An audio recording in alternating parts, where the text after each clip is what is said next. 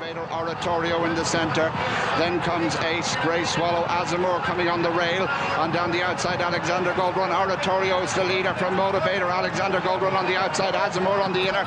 And racing into the closing stages, Oratorio. Oratorio, the leader, as they go to the line. Oratorio wins it.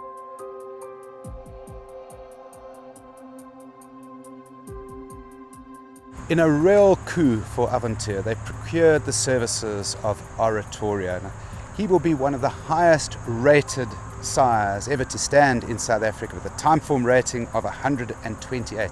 Top son of Dane Hill, you can see that in his appearance and conformation, and he really accumulated a glittering record on the racetrack. He was the champion 2-year-old in France, the champion 3-year-old in Ireland, and along the way he scored 3 Grade 1 successes.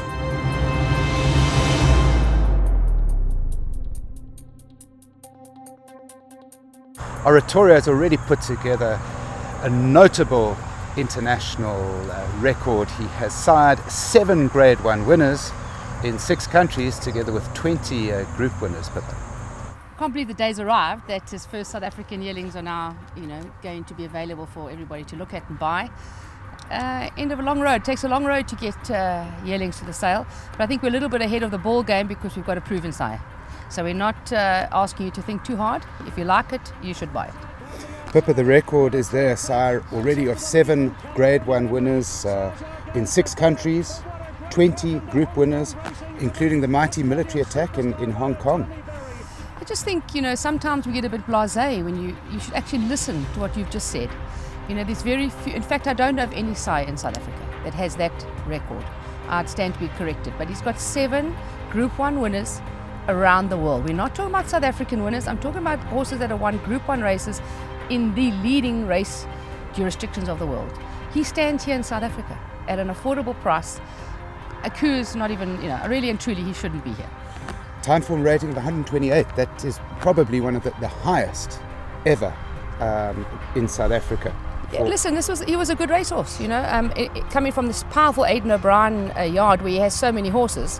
For him to achieve what he did, I think in a country, it's a testament to his temperament. He's a really, really switched off horse, and the fact that he could travel around the world in all those countries and win those Group 1 races, the highest caliber, really a fantastic horse.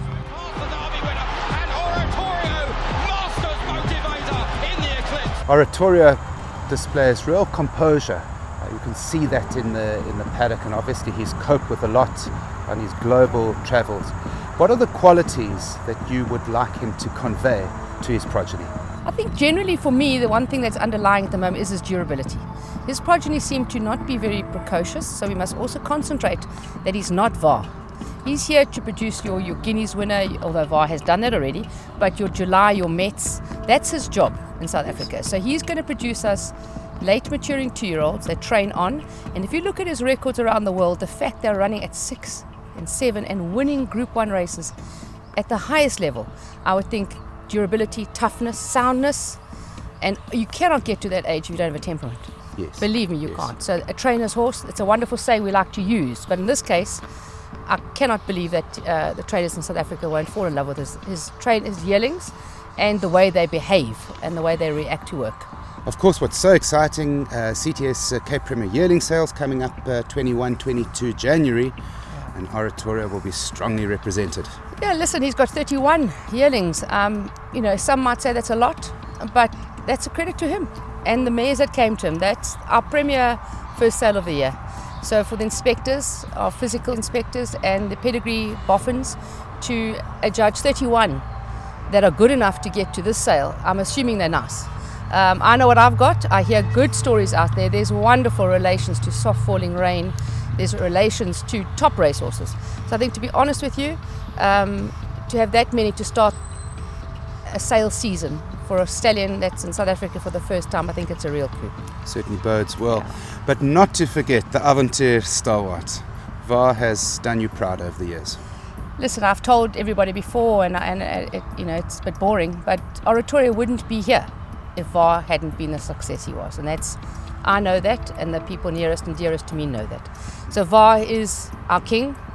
He's got a wonderful draft on the sales, and he's had a wonderful year already. We know we're missing Variety Club, so we need another big one. But he's never let me down. So there's one lurking that'll come out. And once again, beautiful yearlings to sell. Wonderful support. I think there's over 20 on book one. So listen, I've got 2 stallions with over 50 yearlings on book one. I'm very, very honoured. And 2 stallions, Pippa, that remarkably have horses in the top 10 global rankings, if you think of Variety Club and Military Attack. Yeah, well, I didn't know that. You taught me that. So, I mean, really, I've got to pinch myself. Yeah, 2 stallions in South Africa with 2 horses in the world top 10. I didn't know that happened before, so very proud, yeah.